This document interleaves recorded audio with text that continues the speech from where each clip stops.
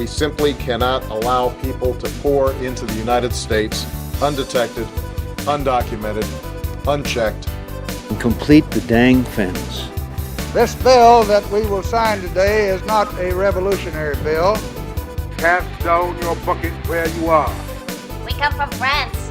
And I am, adamantly against illegal immigrants. They're coming in by the thousands, just unbelievable. A wall is an immorality. Who are you rooting for? Those masters of the universe are at it again. They're not sending their best. You maniac! You blew it up! Welcome to Parsing Immigration Policy, the podcast of the Center for Immigration Studies. My name is Mark Krikorian, Executive Director of the Center. And anyone who's been paying attention to immigration news and even to just regular news knows that there's been a lot of activity in the Chicago area, the immigration-related enforcement activity there. The administration launched something called Operation Midway Blitz, I guess named after one of Chicago's airports. I'm not sure why they came up with the name, but the point is they're sending ICE and Border Patrol and other federal law enforcement agents into Chicago because both the city and the state of Illinois are sanctuary jurisdictions. And so they're basically saying, look, we're going to enforce the law. If you guys aren't going to help us, that's fine. But as Tom Homan said, you don't have to lend us a hand, but you do have to get out of the way.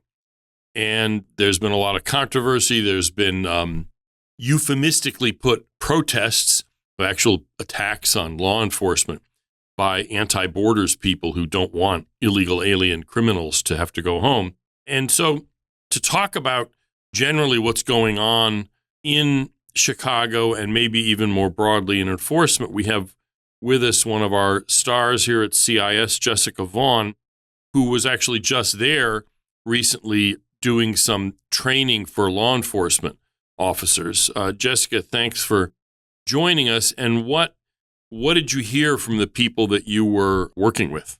Well, thank you. It's very interesting to be there right at a time when this was such a hot issue for a couple of reasons. There are a lot of different things going on while I was there. I interacted with about 50 different command level law enforcement officers, mostly from metropolitan Chicago, some from a little farther out in the state, and a smattering of people from other parts of the country. But they call it Chicagoland out there. Chicagoland, right? That's the way they refer to the metro area. Anyway, go ahead. And they were all very interested and engaged. They were really interested in what was going on at the border. I showed our video of Chief Banks explaining how things have changed at the border and, really almost at the point of operational control. And also he explained that, there were some Border Patrol agents in Chicagoland specifically participating in this Midway Blitz operation and why that was happening. But right during the time I was there was the time when a group of Border Patrol agents were attacked with vehicles near the ICE detention facility. And one of the officers had to take a shot at the people who had rammed their vehicle and had boxed them in. Mm-hmm. And the Border Patrol agents asked for backup from Chicago police.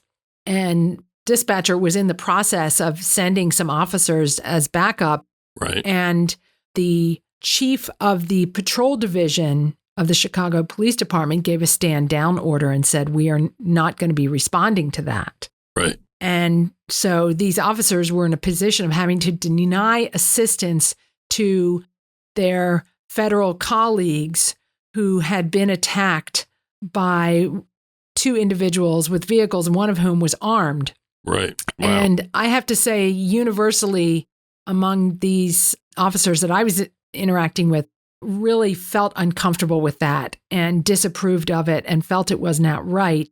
And apparently they're now in the process of trying to get some kind of clarity on how to respond because ICE operations are ongoing there. Right. And so the potential for violence is still there, particularly now that we've learned that apparently the Mexican drug cartels have put out hits asking for people to actually bump off Border Patrol agents or other immigration officers that are working there. So there is a real danger continuing for immigration enforcement there, but I'm sure they're going to keep at it. So this is a very volatile situation and one that really illustrates the need for good relations and cooperation between local law enforcement and immigration enforcement officers. And honestly, all the restrictions are imposed by politicians. Right. If left on their own, there is no question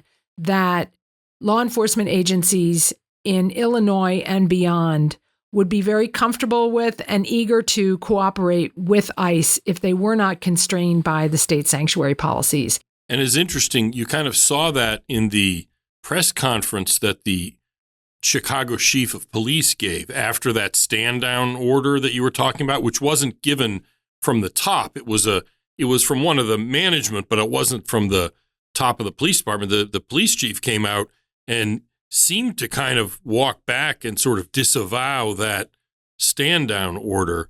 My point here is I think even the management in the police department was uncomfortable with that. Yeah, and here's the thing. What they tell me makes it so difficult for them in the Chicago area in particular is that they have the state sanctuary policy and the Chicago has its own sanctuary policy, and Cook County, which is the county that includes Chicago, right. It's I think the third largest in the nation, has an even more restrictive policy about interaction or engagement, as they call it, in immigration enforcement. And not only that, the Attorney General for Illinois has been very aggressive in actually going after police departments, sometimes, on issues having to do with immigration. And so they feel like they're really in between a rock and a hard place, and not just ethically, but that they could get in real trouble, get sued. Their department could end up under a consent decree or even be prosecuted for violating one of these sanctuary policies. And yet, the scenarios that they're dealing with come up suddenly, there's no clarity, operational clarity for them. Right. Their instincts tell them to do one thing, common sense tells them to do one thing, and yet it could be against state law. So you can see how difficult it is for them. They don't know if by doing the right thing, they're going to end up themselves the subject of prosecution. So they're very nervous about it, and we had a lot of good discussions about it.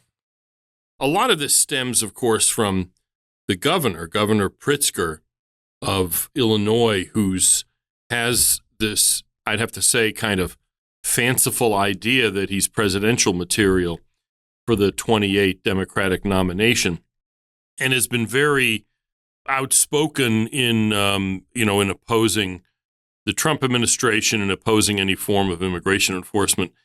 Did these guys have any, I don't want you to name names, but any choice opinions about the governor in particular?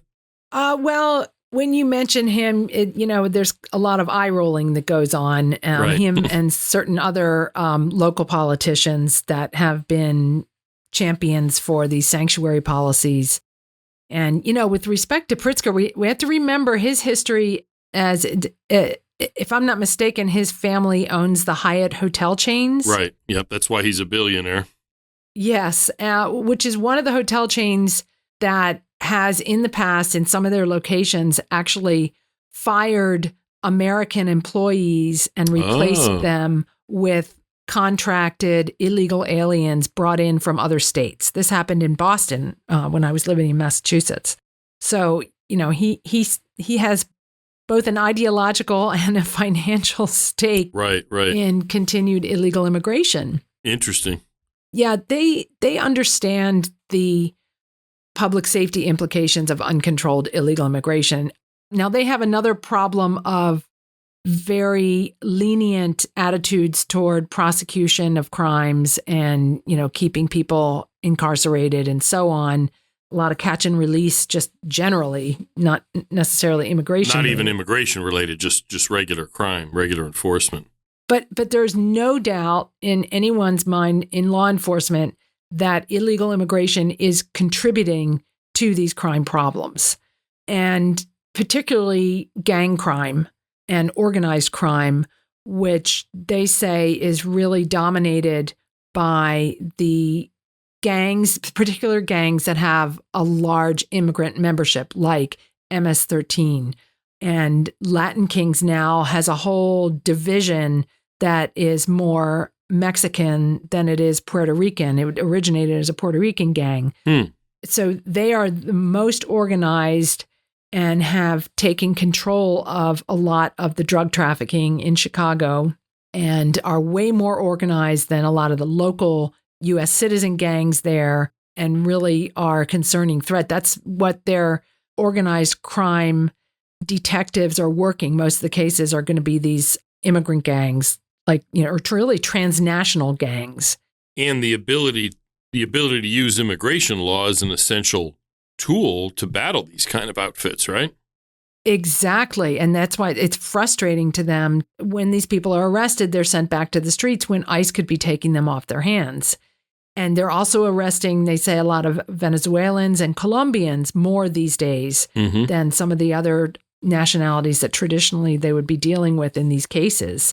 So it's frustrating for them to not be able to attack these problems in the most effective way.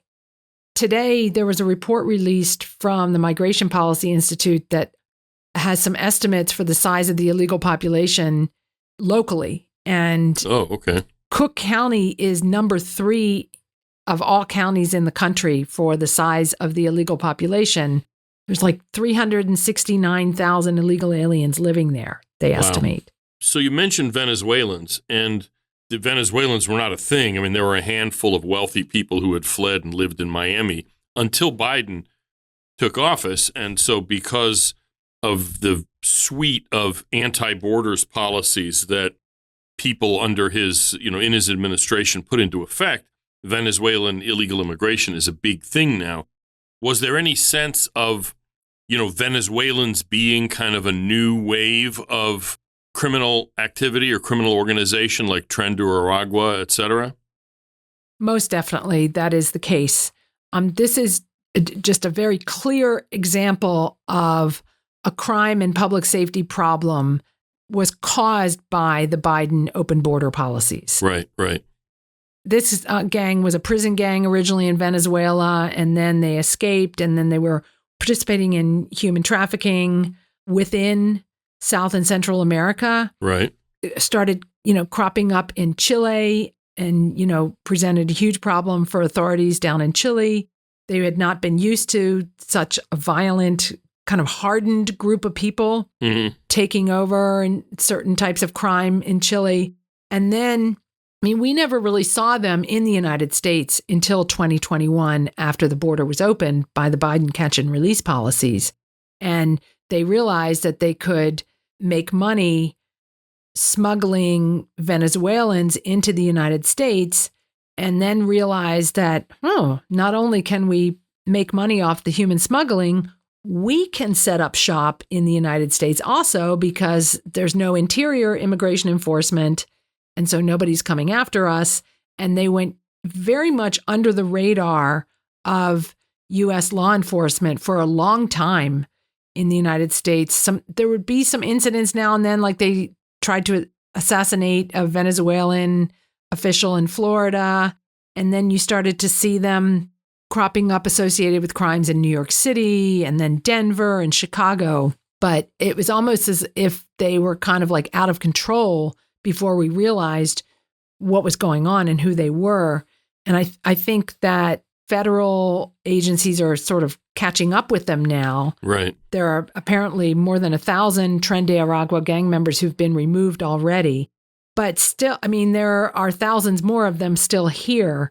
And it is just a very new phenomenon because they're starting to clash with other gangs like MS-13 and other established American gangs. Right. For looking for ways to make money and encroaching on territory. And that's when we start to see violence happen, when there's competition between these street gangs. And Tren de Aragua is definitely a violent group. Right. And apparently not particularly put off by the idea of attacking police officers or other authority figures. So that's, they're particularly volatile. So you mentioned, sort of along those lines, you mentioned that there's been, bounties on the heads of, I don't know if it was specific Border Patrol agents or just sort of Border Patrol or ICE in general or whatever. First of all, what was the discussion of that, and how substantive do the cops really think that is? In other words, is it just sort of, did you get the sense it was just sort of loose talk, or was there something behind that? Yeah, I was curious about that too. And I did speak with a few people about that. And there's no question that that was a very real threat that was being taken very seriously. And the reason for it is, just to put this into perspective. So the Trump administration had already, in the first 6 months of this year, doubled the number of arrests in the Chicago area. And they doubled it again under Operation Midway Blitz, which took place in September. These are immigration arrests specifically. Yes. Yeah. A total of about 3,000 people. And a pretty significant share of them are criminals, people that were known. Local law enforcement doesn't cooperate with ICE at all. So anytime an illegal alien is arrested in the state, they are not held for ICE to take custody, even though ICE knows that these people are illegal and they want to take custody of them.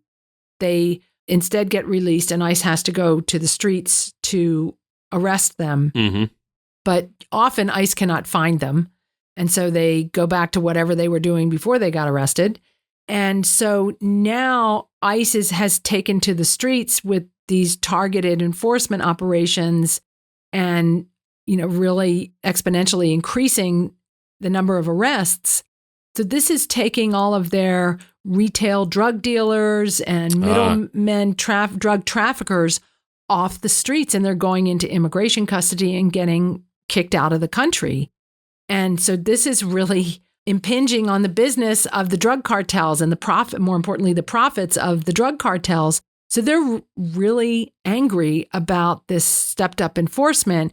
And it's believed that that is what prompted them to start trying to fight back against ICE, was out of, just really being angry that now it's more difficult for them to do business in Chicago because of immigration enforcement. Ironically, if Chicago, the city jail and the county jail in Chicago and Cook County were to allow ICE into its jails, in a sense, that would almost make it easier for the cartels. I mean, because, some of their people get arrested and they would find them and remove them, but they wouldn't be out on the streets as much because they'd have their hands full dealing with all of the illegal alien criminals that the police arrest in the normal course of their business. That's right. And they would be going after pretty much just people who had been arrested. Right. That's what I mean. Yeah. Not going into an apartment complex and arresting everyone they find. Yeah. But some of whom may not have been known to them before, and kicking them out. And I don't think we would be seeing all of these protests in the streets. ICE wouldn't be, quote unquote, grabbing people off the streets when they can get them in custody in the jails. And so people wouldn't be so riled up about it either. And yet the community would be getting the public safety benefit of getting rid of all these bad guys. Yeah, but I think the point of the, anti-ICE, abolish ICE people is specifically to get people riled up. In other words, in a sense, there's sort of a weird community of interest where street arrests are what the radicals want, because that creates opportunities for confrontation. Whereas if the sanctuary jurisdictions just let ICE into their jails to just, in a kind of normal, almost assembly line fashion, deal with all of the dirtbags that the police arrest who happen to be illegal immigrants, it wouldn't create those kind of opportunities for violence and confrontation, which is specifically what the anti-borders people want. Right. And it wouldn't give the governor and other local leaders a chance to kind of thump their chests and say, look how we're standing up to Trump. And so the police officers that you talked to, did detainers come up, and do they kind of, obviously policy wouldn't allow them to honor detainers, but I mean, is there a sense that, of course, we should be handing these people over to ICE after we're done with them? Well, there are always some folks who have heard about the court cases and are concerned. Right. They do have this question of, well, why can't ICE just give us a judicial warrant? Right. Interesting. That we would have no problem honoring, or at least, under the letter of the Illinois sanctuary law, they could honor that. Not Cook County, mind you, because in Cook County, they're not allowed to lift a finger or expend any resources or anything on immigration enforcement. Wow. But it would at least, they say, why can't ICE, meet us and give us these judicial warrants? And once I explain what immigration law says, what Congress has given them the authority to do, and that, it's not reasonable for ICE to have to get these kinds of judicial warrants and who would issue them anyway, and go through all that, they do understand, and in a lot of cases are trying to figure out how they can help ICE in some ways, because they want these criminals out of their communities. Obviously, also. Yeah, of course. And so that's one of the things we talk about is there any wiggle room in the laws? And there is some wiggle room in Illinois state law. They can participate in task forces that involve ICE, like drug and gang task forces, human trafficking, even identity fraud task forces, and share information with ICE under the auspices of these task forces. They also could publish more information about inmates in the jail who are being released that ICE would have access to, just like anybody in the public would have access to. You mean like release dates, that kind of like when we're going to let them out of jail? Yeah, there are a lot of sheriffs in California and Washington State and some other places that say, okay, if I'm not allowed to make a phone call to ICE to tell them when somebody is going to be released, I'm just putting it up on the website along with, also with all the American citizen inmates and everything. So it's just out there. And if an ICE officer happens to go to our website, well, good for them. Right. Yeah, exactly. So, I mean, that is how some areas have gotten around these policies. Interesting. So, to just treat everyone alike. And there are some other things that can be done. But again, they have to be especially careful because the Attorney General in Illinois is particularly aggressive in doing what he can to make sure that no immigration enforcement happens. Ironically, since he's supposed to be the top prosecutor. Right, yeah. But there is one town in Illinois, Joliet, Illinois, which has... where the big state prison is, right? I think so. That's from, I think so. From the Blues Brothers. I know that. Oh, right. So they were accused by the Attorney General of not adhering to the state's, anti-bias policing. And another interesting thing that they have been kind of dinged for is the Attorney General was upset that they were not approving enough U visa certifications, and the U visa is a visa that's available for people who claim to be victims of crimes, which we've discussed on this podcast before and have talked about the fraud in that, kind of and the problems created by, a lot of people just applying for this to get a work permit. And so, I mean, it's gotten to that point. Illinois has a state law that they've recently beefed up that requires police officers to complete a certification form for anyone who comes in seeking a U visa. Okay. Whether or not they think it's a good case or not, they still have to complete the form, which is, they are the only state that does that. And that creates problems. A lot of these officers are very uncomfortable with this, being asked to certify that someone is a victim of a crime that occurred a long time ago in some other part of the state and was never prosecuted, never will be. So that is another issue that we spend a lot of time talking about. Yeah, just for people, the Attorney General, it's an elected position in Illinois. The Attorney General's name is Kwame Raoul. It looks like he might be up for election next year. We don't do elections here, but that's interesting. I don't think he'll be getting many votes from law enforcement officers in the state of Illinois. I suspect not. So I guess it goes without saying there's no 287G jurisdictions in Illinois? No, there are not. Now they wouldn't be allowed to do that, right? Is under the state law, or could they? I'm pretty sure they would not be, although it would be interesting to challenge that because there was just a case in Pennsylvania that suggested that, at least in Pennsylvania, the sheriffs had the authority to do it, regardless of what politicians in the county thought about it. I'm not sure how, whether that would depend on Illinois provide law, some guidance for other states, but it's not something. No, it's considered to be off limits pretty much in the state, as is E-Verify. And speaking of law enforcement officers, there was that recent case. One of the arrests made by ICE in Operation Midway Blitz was a guy who was a visa overstayer who had been hired by the Hanover Park, Illinois town police department as a police officer, despite the fact that he overstayed his visa for about 10 years. Right. Claims he had some kind of work authorization. But it seems pretty clear that probably if they had been using E-Verify, they might not have been able to hire him. Right. He's not the first illegal alien to be hired as a police officer in the state of Illinois. All the police departments in Illinois are forbidden from considering someone's immigration status in making hiring decisions. Unbelievable. There. Yeah. Some of them were asking me, look, we feel like we kind of have to hire them almost. Our hands are tied if they pass the test and make it through every other aspect of the hiring process.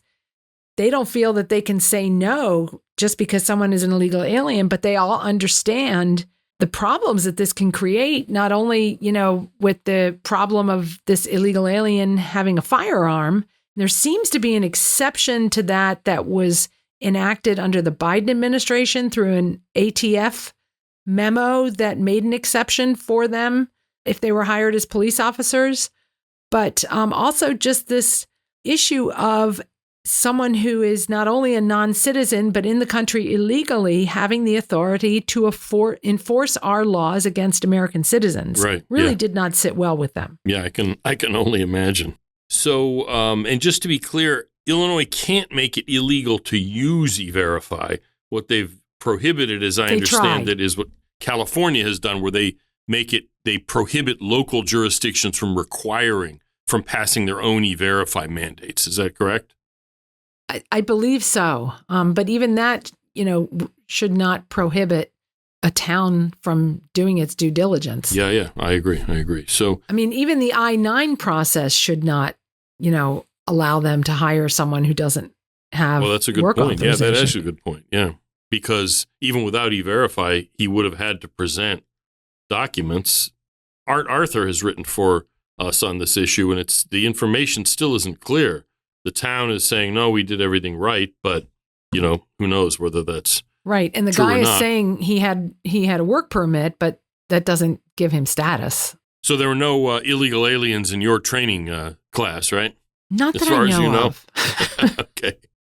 So thanks, Jessica Vaughan, our Director of Policy Studies here at CIS, who was conducting some training for law enforcement officers in the Chicago area and kind of filling us in on what they've seen and what's going on with regard to immigration enforcement in Illinois and Chicago area specifically, because that's really been in the news. So keep your eye on this issue, Jessica, and we'll obviously have you back in the future. All right. Good talking with you. Thanks. And finally, it's not just Chicago where the kinds of things Jessica and I were talking about are happening. Obviously, Portland, Oregon, there's a lot of news about confrontations between anti-border radicals and ICE and other police officers. But there was a case just this week in Los Angeles as well, where the same kind of thing is happening to some degree. And what happened here was that ICE had pulled over a target of theirs, an alien they wanted to deport. And if it's a target, in other words, somebody, if they are specifically looking for, he's almost certainly a bad guy. And this was an illegal alien who had escaped from custody earlier and attempted to evade arrest. They pulled him over. He smashed his car into the law enforcement. It was U.S. Marshals as well as ICE. And so they opened fire, and both the alien and one of the officers were hit, not life-threatening injuries, luckily. But one of the officers who was hit because of a ricochet, because, you're shooting bullets at hard surfaces. They can bounce off of things. And luckily, there was no civilians around to get harmed. But the lesson here is the same as in Chicago and any other sanctuary city. If ICE were operating in the jails of these jurisdictions, they would be way less likely to be having to go out onto the street to arrest people. And these kind of incidents would be either, impossible or dramatically less likely.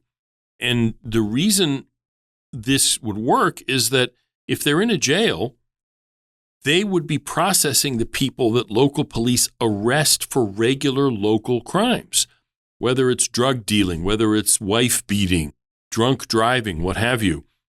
And there's just no excuse for sanctuary jurisdictions not to be cooperating with ICE in this way, because their cops aren't enforcing immigration laws. ICE doesn't want cops enforcing immigration laws. They just want access to the illegal immigrants that cops have arrested for the regular criminal reasons that they would arrest them regardless of their status. The thing is, though, that the anti-enforcement activists want the kinds of confrontations that happened in LA with this exchange of gunfire on the streets, because it helps it make their political argument that immigration enforcement is bad, ICE is bad, it's all dangerous. It's only dangerous because of sanctuary policies themselves.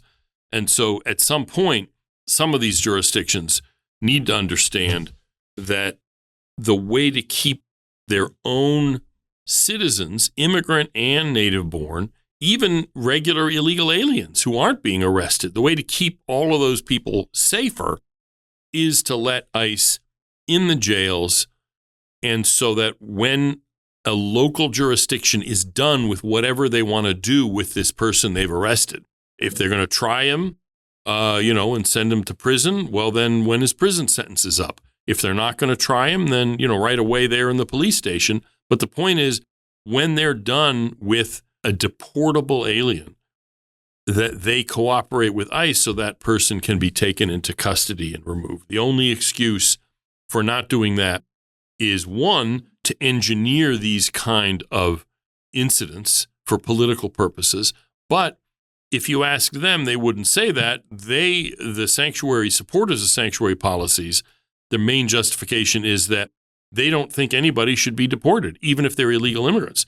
So if they commit a crime, they would, say they're going to serve 18 months in prison for something, that they should be allowed then to stay, even if they're illegal aliens. So they should be released into the community rather than sent back home.